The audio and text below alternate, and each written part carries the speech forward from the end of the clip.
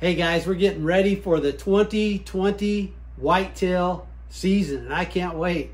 I've been out in the blind today and last night, and also the night before, and I'm seeing some big bucks out there, so I'm getting really excited.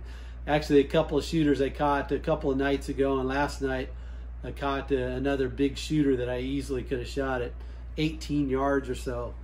But I'm getting really excited. I actually had a shot at an axis doe this morning. But I figured I would try this. I saw this Bloodsport Gravedigger hybrid mechanical broadhead right here. And I thought I'd give this thing a try this year and see what happens. It looks like a really solid broadhead. And I'm gonna put it through its paces.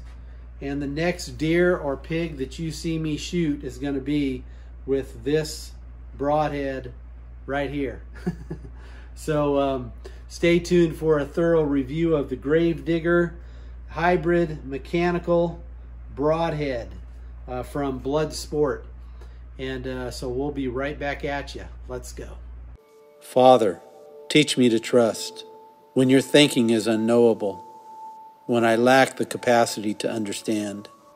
For you have proven your trustworthiness and your love beyond measure. Your Son sent to the cross for my sin, what a treasure.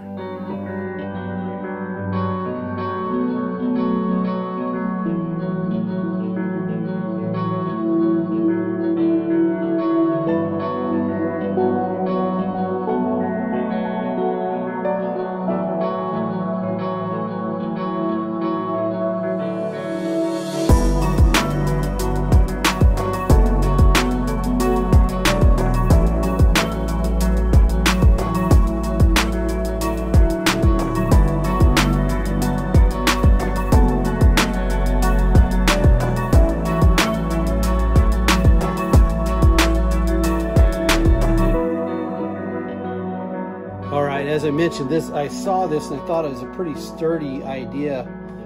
They say it's fail-proof, but I noticed when I opened it up, it comes with a cotter pin here. This is just a quick unboxing before I get started here.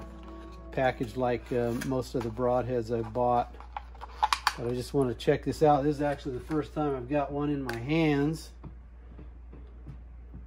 Oh yeah, that's nice and sharp. And this is actually, I really like this design. And that's going to put a wicked hole through a deer right there. I really like this design. You know, I've been if you watch my videos, I swear by the NAP Killzone, and you can't go wrong with the NAP Killzone for sure. But I really do like this design as well. This hybrid cut on contact, man, that is really sharp. You cut yourself good with that. And then this design, again, I don't know why broadheads still use bands or snaps or cups. There's no use for those anymore, because really the reality is you can make this so that you don't have to have any bands or rubber bands. And this thing snaps just into place, very much like many other broadheads that are coming out. But I'm interested in really putting this thing through its paces and shooting a few deer with it and see what happens. So let's go. So for this test, I'm going to use one broadhead because I want to see that its durability in the test. And also, this broadhead is fresh out of the package. It is has never been shot before. So here we go.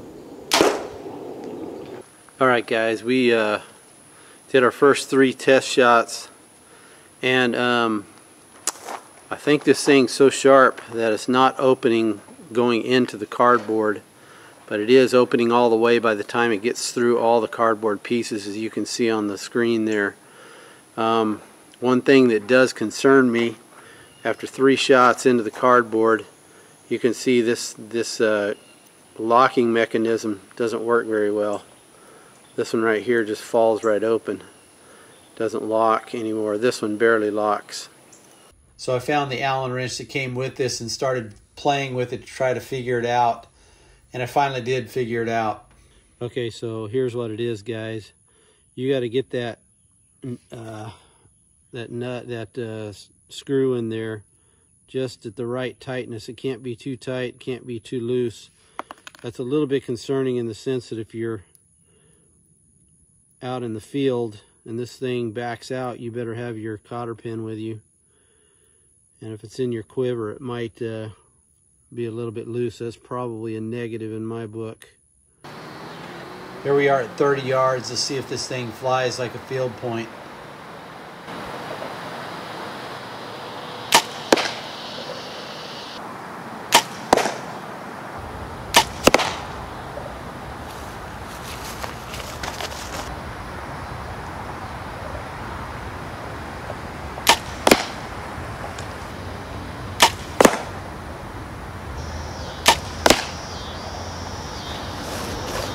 So here's the one time I was able to actually hit something with this broadhead. I'll explain a little bit later.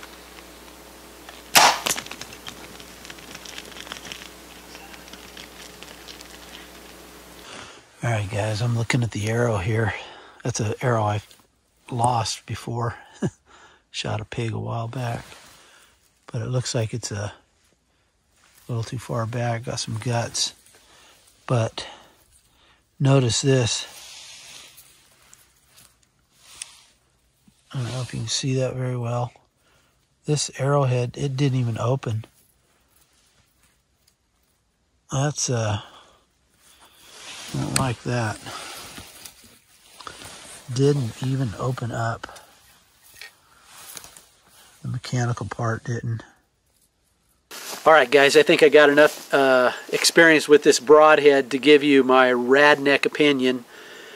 There is one good thing I can say about this broadhead, and that is that it looks really cool. It looks really deadly. I'm sure it is when it works properly. But honestly, there's a couple of major issues with this. Number one, I just could not get it to fly like a field point. I know with my NAP Killzones at 20 yards, I can put a NAP Killzone and a field point arrow in the same hole at 20 yards. This one, I tried it several times and I could not do it. Another problem I was having with it, well, along with it not flying like field point. Now, this is not the broadhead's fault, it's more my fault. I made a huge mistake on opening day this year of deer season using this broadhead, because I had said I was going to use it. The next animal you saw me kill, I was going to use this broadhead. But the problem was my bow was actually shooting about 4 inches high, and I knew that. But in the heat of the moment, I just forgot about that. That's a long story. I'll leave the link below. You can watch the video if you want to see me miss that buck. Nice big buck on opening day of archery Texas season. But this arrow coming off my bow when I missed that buck was like this. And I think it caused the arrow to fly just a little bit high. That's one of the problems I've always had shooting fixed blades, is that they just don't fly like field points. There's always something that's off just a little bit. Sometimes it's off, it's way off. But and some of that has to do with the tuning of a bow, and I'm not the greatest at tuning bow. I do my own work on my bow, so that very well could be it. But then the second thing is, I actually shot a pig 2 nights ago with this. I never found it, but this broadhead is the same one I shot with a pig. It's also the same one I was using in the test that you see in this. And I had tried to finagle with the little Allen wrench thingy and the screw in here to try to get this the right tension.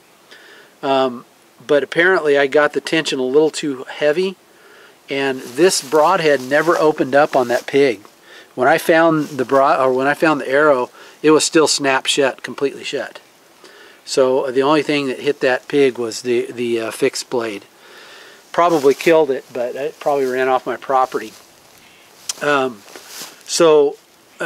Would I use this broadhead again? I'm never going to use this broadhead again. It's just not worth it to me. It's too unpredictable. I don't want a broadhead that you have to carry around an Allen wrench to keep adjusting it and make sure you get it just right. And what if you don't get it just right when that big buck comes in of a lifetime? I just don't want that. And not flying like a field point, that's a big one in my book as well. So why would I move away from, I don't know what I was thinking when I got this broadhead, but why would I move away from a NAP Killzone? I mean, those things put fist-size hole through deer. I've rarely, in the last about 4 years I've been using NAP Killzones, I rarely lose deer. I may have lost 1 or 2 deer in that period of time. Even on marginal shots, they just rip holes right through deer. And so I am already back to my NAP Killzone and have been ever since I shot that big buck, except for that pig. I'll use this on a pig any day, but now I won't. But I did use it one time. Thought I could find that animal and show you the hole, but it never opened all the way. Anyways, this is a bow hunting RadNek for Indian Creek Bow Hunting Journal.